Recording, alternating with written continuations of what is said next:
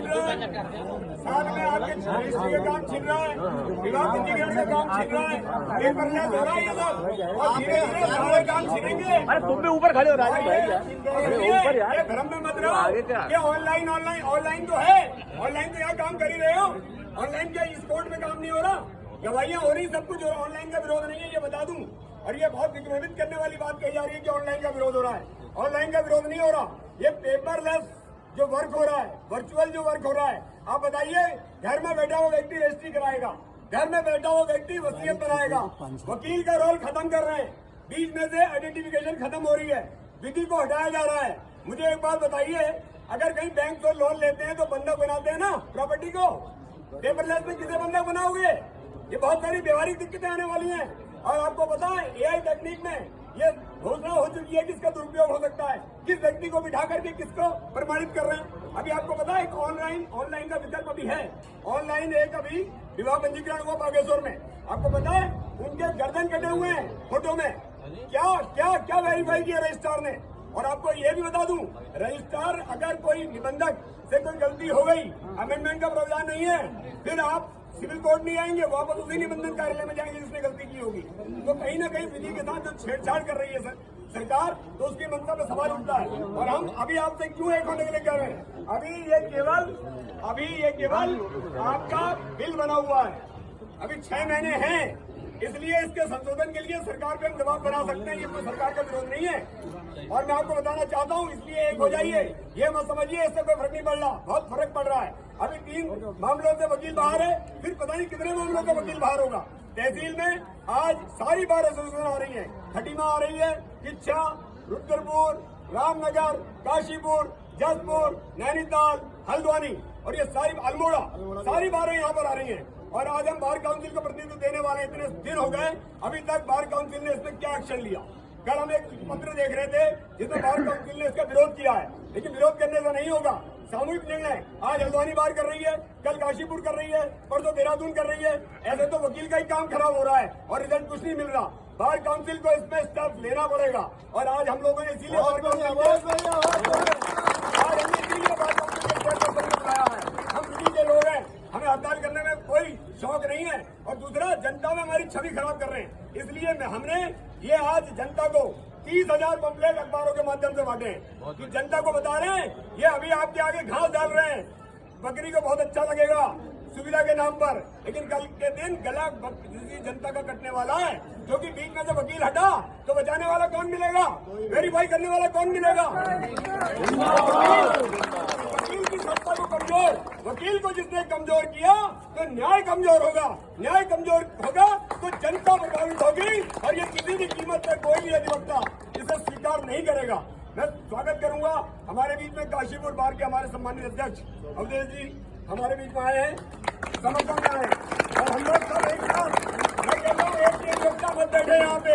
हर व्यक्ति ये सोचता है कि मेरे घर के बगल से नदी निकल रही है, मैं तो बच रहा हूँ। ये पता होना चाहिए कि नदी कभी भी विकराल होगी तो तुम्हारा घर भी जाएगा। एक एक व्यक्ति यहाँ से तहसील जाएगा, यहाँ से इतनी दूर दूर से देखिए काशीपुर तक जी आए हैं, सारे लोग समर्थन में आए हैं, अधिवक्ता हैं। अधिवक्ता हड़ताल कब करता है? आपने हिंदुस्तान के इतिहास को देखा, जब जब अधिवक्ता ने अपना काम छोड़ के सड़क पे आया है तो उसने बदलाव भी किया है, और इस बार भी ये बदलाव सरकार को करना पड़ेगा। और एक बार एक्सपायर हो गया, फिर क्या करोगे, फिर क्या करोगे? इसलिए अभी ये बिल है, इसको आपको बताता हूँ, इसलिए इसमें आप लोगों को एक होकर के मजबूती के साथ इस बिल का विरोध करना है। मैं आपको बताता हूँ हमारी मांगे क्या है।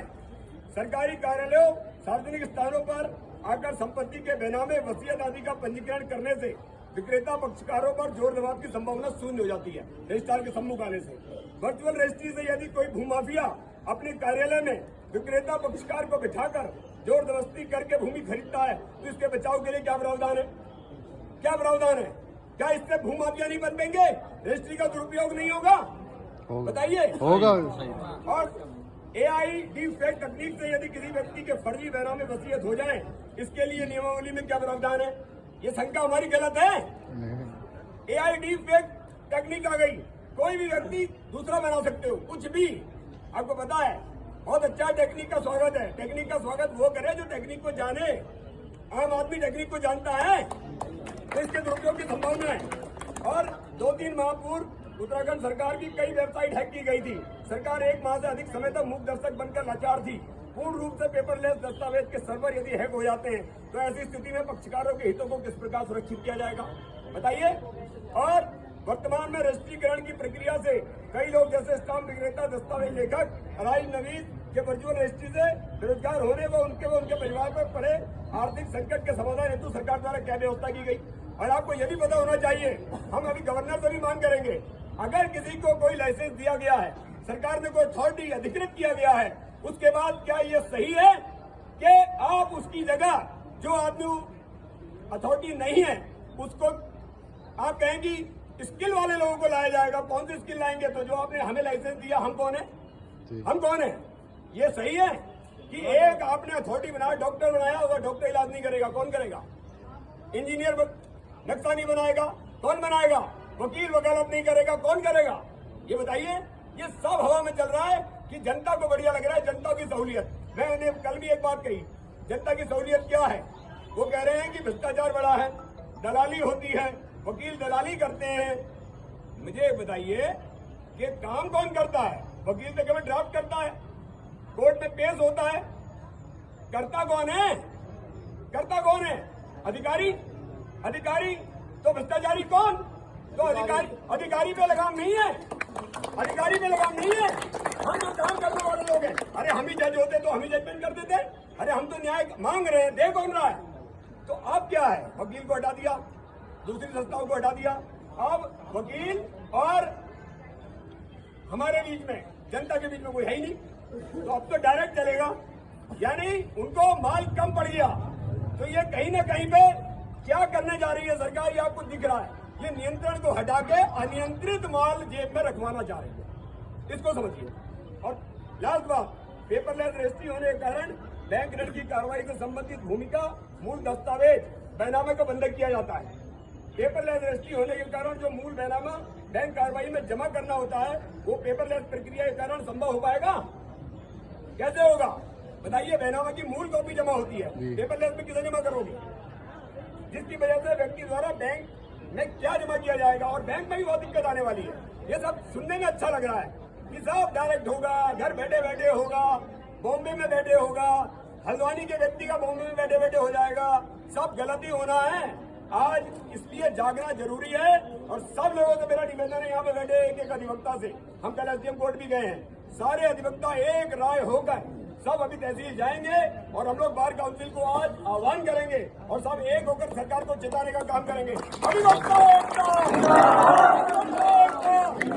अधिवक्ता एकता, अधिवक्ता एकता, काला कानून वापस लो, वापस लो, वापस लो, काला कानून वापस लो, वापस लो, वापस लो। अधिवक्ताओं के हित से खिलवाड़ बंद करो, बंद करो, बंद करो, अधिवक्ताओं के हित से खिलवाड़ बंद करो, बंद करो, बंद करो, जनता को छलना बंद करो, बंद करो, बंद करो, जनता को छलना बंद करो, बंद करो, बंद करो। हमारे बीच में नैनीताल से हमारे दीपक जुबाली जी पूर्व सचिव भी आए हुए हैं और सब लोग यहाँ आ गए और बाकी सारे लोग तहसील पहुँच गए। तो अविलंब हम लोगों को चलना है, सब एक साथ चलेंगे, चलेंगे, चलेंगे, चलेंगे, चलेंगे तो जीतेंगे, लड़ेंगे तो लड़ेंगे तो लड़ेंगे तो।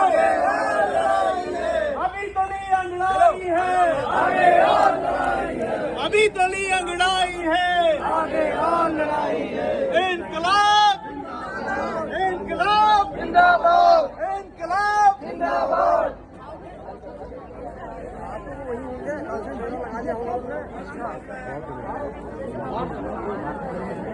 आओ जाओ जल्दी करो।